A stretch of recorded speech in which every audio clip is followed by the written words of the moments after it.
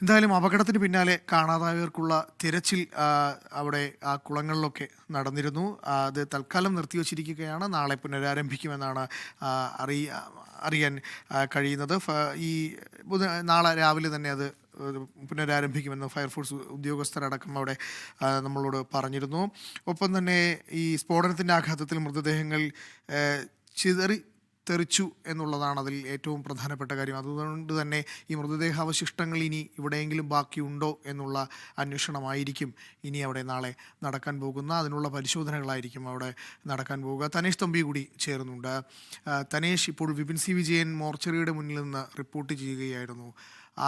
അവിടെ നിന്ന് റിപ്പോർട്ട് ചെയ്യുമ്പോൾ അവിടെ നിന്നുള്ള കാഴ്ച, വിപിൻ സി റിപ്പോർട്ട് ചെയ്യുന്നത് നമുക്ക് ഒരുപക്ഷെ ഉള്ളിലേക്കും, കാരണം തങ്ങൾക്ക് പ്രിയപ്പെട്ടവരെ തേടി അവിടേക്ക് ആളുകൾ വരികയാണ്. അകത്തുള്ളത് പ്രിയ നമുക്ക് എനിക്ക് വേണ്ടപ്പെട്ടവനാണോ അല്ലെങ്കിൽ വേണ്ടപ്പെട്ടവളാണോ എന്നറിയാനായി അവിടെ എത്തുന്നവരെ നമ്മൾ അവിടെ കാണുന്നുണ്ട്.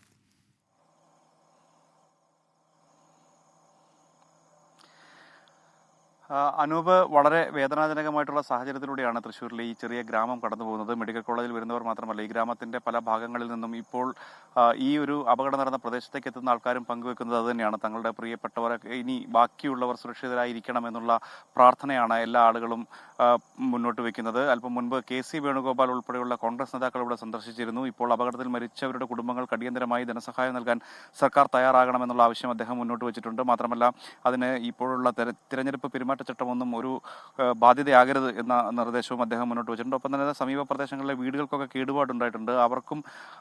അവർക്കുണ്ടായിട്ടുള്ള നഷ്ടവും തിട്ടപ്പെടുത്തി അതിനുള്ള പരിഹാരവും കാണണമെന്ന ആവശ്യവും മുന്നോട്ട് വെച്ചിട്ടുണ്ട്. ഇവിടെ ഇപ്പോൾ ആളുകളൊക്കെ ഒഴിഞ്ഞു കഴിഞ്ഞു.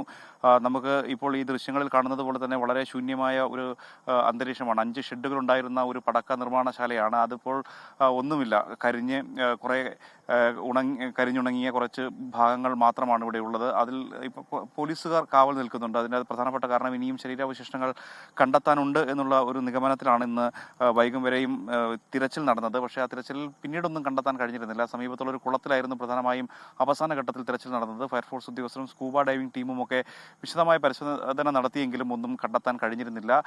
നാളെ വീണ്ടും ഈ പരിശോധനകൾ പുനരാരംഭിക്കുമെന്നുള്ള കാര്യം നേരത്തെ ഫയർഫോഴ്സ് ഉദ്യോഗസ്ഥരും അതുപോലെ തന്നെ മറ്റ് അധികൃതരും ഒക്കെ വ്യക്തമാക്കിയിട്ടുണ്ട്. കാരണം അങ്ങനെ എന്തെങ്കിലും സാധ്യതകളുണ്ടെങ്കിൽ അത് പരിശോധിക്കണമെന്നുള്ളതാണ്. അതുകൊണ്ടാണ് ഇപ്പോൾ പോലീസിനെ ചുറ്റും കാവൽ നിർത്തിയിരിക്കുന്നത്. ഈ വലിയൊരു പാടശേഖരമാണ്. അതിൻ്റെ നടുക്കുള്ള ഒരു തുരുത്ത് പോലുള്ള ഒരു സ്ഥലത്താണ് ഈ ഒരു 5 ഷെഡുകളുള്ള ഈ പടക്ക നിർമ്മാണശാല ഉണ്ടായിരുന്നത്. ഈ വെടിക്കെട്ട് നിർമ്മാണശാലയിൽ 40ഓളം പേർ ജോലി ചെയ്തിരുന്നു എന്നുള്ളതാണ് ഇപ്പോൾ കണക്കുകളിൽ നിന്ന് വ്യക്തമാകുന്നത്. പക്ഷേ അതിൽ ഒരുപാട് പേർ രക്ഷപ്പെട്ടിട്ടുണ്ട് എന്നുള്ളതാണ് നമുക്ക് മനസ്സിലാക്കാൻ കഴിയുന്നത്. കാരണം ഇതുവരെ ആശുപത്രിയിൽ എത്തിയവർ വെച്ച് നോക്കുമ്പോൾ ഇനിയും കുറച്ച് ആളുകൾ കൂടി വരാനുണ്ട്. അതിൽ പല ആളുകളും വീടുകളിലേക്ക് എത്തിയിട്ടുണ്ട്. അവർ ഇപ്പോൾ നേരത്തെ ശ്രീകുമാറിനോടൊക്കെ സംസാരിച്ചതുപോലുള്ള കുറേ ആളുകളെങ്കിലും ഇപ്പോൾ മാധ്യമങ്ങളിലൂടെയൊക്കെ രംഗത്ത് വന്നിട്ടുണ്ട്. കൂടുതൽ ആളുകളുണ്ട്. അവർ പലപ്പോഴും ഈ വലിയൊരു അപകടം കണ്ടതിൻ്റെ അമ്പരപ്പിൽ അവർ ആ വീടുകളിലൊക്കെ ഉണ്ട് എന്നുള്ളതാണ് മനസ്സിലാക്കാൻ കഴിയുന്നത്. കൂടുതൽ ആർക്കും അപകടം പറ്റിയിട്ടുണ്ടാകില്ല എന്നുള്ള പ്രതീക്ഷയും അങ്ങനെയുള്ള ഒരു പ്രാർത്ഥനയും ഒക്കെയാണ് ഇവിടെയുള്ള ആളുകൾക്ക് ഉള്ളത്. എന്തായാലും ഇപ്പോഴും ഓരോ ഇടങ്ങളിലും ആളുകളെ തിരഞ്ഞുകൊണ്ടിരിക്കുകയാണ് എന്ന് വേണമെങ്കിൽ നമുക്ക് പറയാം. ഞങ്ങളുടെ ഉറ്റവരൊക്കെ വീട്ടിലേക്ക് എത്തിയെന്നടക്കമുള്ള പരിശോധനകൾ നടക്കുന്നുണ്ട്. നേരത്തെ വിപിൻ സി വിജയൻ സൂചിപ്പിച്ചതുപോലെ തന്നെ അവിടെ ആശുപത്രിയിൽ കാണുന്നത് വലിയ സങ്കടകരമായ കാഴ്ചകളാണ്. അതുപോലെ തന്നെയാണ് ഈ ഗ്രാമവും ആകെ കൂടി ഒരു തരം നിർവികാരമായ അവസ്ഥയിലേക്ക് എത്തിയിരിക്കുകയാണ് എന്ന് പറയാം. ആളുകൾ വളരെ നിസ്സംഗരായി ഇവിടെ വന്ന് ഈ ഒരു അപകടം നടന്ന സ്ഥലത്തേക്ക് നോക്കി നിൽക്കുന്ന കാഴ്ചകളൊക്കെ നമ്മളെ വേദനിപ്പിക്കുന്നതാണ് എന്ന് പറയാതിരിക്കാൻ കഴിയില്ല. കാരണം അവർക്കൊക്കെ ഒപ്പമുണ്ടായിരുന്ന ആളുകളാണ് ഇവിടെ ഒരു നിമിഷാർത്ഥം കൊണ്ട് ജീവനറ്റ ശരീരങ്ങളായി മാറിയത് എന്ന് വേണമെങ്കിൽ പറയാം. അങ്ങനെ 13 പേർ മരിച്ചു എന്നുള്ളതാണ് ഇപ്പോൾ ഔദ്യോഗികമായി തന്നെ പറയുന്നത്. അതിൽ തന്നെ 9 പേരുടെ മൃതദേഹങ്ങൾ മാത്രമാണ് പൂർണ്ണാർത്ഥത്തിൽ ലഭിച്ചിട്ടുള്ളൂ. ബാക്കി ശരീരഭാഗങ്ങളാണ്. അതൊക്കെ ഇനി തിട്ടപ്പെടുത്തണം എന്നതടക്കമുള്ള ഒട്ടേറെ കാര്യങ്ങൾ ചെയ്യാനുണ്ട്. നാളെ DNA പരിശോധനയ്ക്കായിട്ടുള്ള സംഘമൊക്കെ എത്തുമെന്നുള്ളത് നേരത്തെ മന്ത്രി വീണ ജോർജ് തന്നെ പറഞ്ഞിട്ടുണ്ട്. അതോടൊപ്പം തന്നെ കൂടുതൽ മറ്റ് പരിശോധനകൾ ഈ സ്ഥലം കേന്ദ്രീകരിച്ചും നടക്കുമെന്നുള്ളതാണ് അറിയാൻ കഴിയുന്നത്. എന്തായാലും വളരെ സങ്കടകരമായിട്ടുള്ള ഒരു സാഹചര്യം. സമീപകാലത്തുണ്ടായ ഏറ്റവും വലിയ അപകടം. വളരെ സന്തോഷത്തോടെയും വളരെ പ്രതീക്ഷയോടെയും വളരെ ആവേശത്തോടെയും തൃശ്ശൂർ പൂരത്തിന് വേണ്ടി കാത്തിരിക്കുന്ന ഒരു ജനങ്ങൾക്ക് മുന്നിലേക്കാണ് ഈ ഒരു അപകട വാർത്ത എത്തുന്നത് എന്നുള്ളതാണ് ഏറ്റവും പ്രധാനപ്പെട്ട കാര്യം. മാത്രമല്ല, ആ ഒരു ആവേശം ഉൾക്കൊണ്ട ആളുകളായിരുന്നു ഇവിടെ ജോലി ചെയ്തിരുന്നത്. അവർ ഇവിടെ ഈ വെടിക്കെട്ട് ശാലയിൽ ഈ ജോലി ചെയ്യുമ്പോൾ മാധ്യമങ്ങൾ അവരെ കാണാൻ വന്നിരുന്നു. അപ്പോൾ ഇത്തവണ തിരുവമ്പാടിക്ക് വേണ്ടി എന്തൊക്കെ മാജിക്കുകളാണ് ഒരുക്കി വെച്ചിരിക്കുന്നത് എന്ന ചോദ്യത്തിനൊക്കെ വളരെ ആവേശഭരിതരായി മറുപടി പറഞ്ഞ ആളുകളാണ് പെട്ടെന്ന്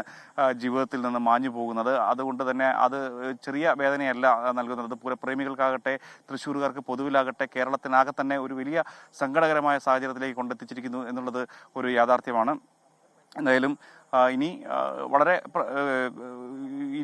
ഇനിയിപ്പോൾ മറ്റ് തരത്തിലുള്ള ഒന്നും തന്നെ തിരച്ചിലുള്ള ഒന്നും തന്നെ ഇല്ല. കാരണം ഈ പറഞ്ഞതുപോലെ പോലീസ് അപകടം നടന്ന സ്ഥലത്ത് എന്തായാലും ഇനി പ്രത്യേകിച്ച് തിരച്ചിലുകളോ അത്തരത്തിലൊന്നുമില്ല. നാളെ രാവിലെ അത് പുനരാരംഭിക്കും എന്നാണ് ഉദ്യോഗസ്ഥർ അറിയിച്ചിരിക്കുന്നത്. തനേഷ് തമ്പി പറഞ്ഞതുപോലെ അവിടെ നിന്നും ഓടി രക്ഷപ്പെട്ടവരുണ്ട്. അവർ ഓടി രക്ഷപ്പെട്ട് വീടുകളിൽ എത്തിയെന്ന് തന്നെ നമുക്ക് അത് പ്രത്യാശിക്കാൻ. നാളെ അവർ മാധ്യമങ്ങൾക്ക് മുന്നിലും അല്ലെങ്കിൽ ഈ അന്വേഷണം നടത്തുന്നവർക്ക് മുന്നിലേക്കും എത്തി ഞങ്ങൾക്ക് പ്രശ്നമൊന്നുമില്ല, ഞങ്ങൾ രക്ഷപ്പെട്ടു എന്ന് പറയുന്നത് കേൾക്കാൻ തന്നെയാണ് നമ്മൾ ഓരോരുത്തരും കൊതിക്കുന്നത്.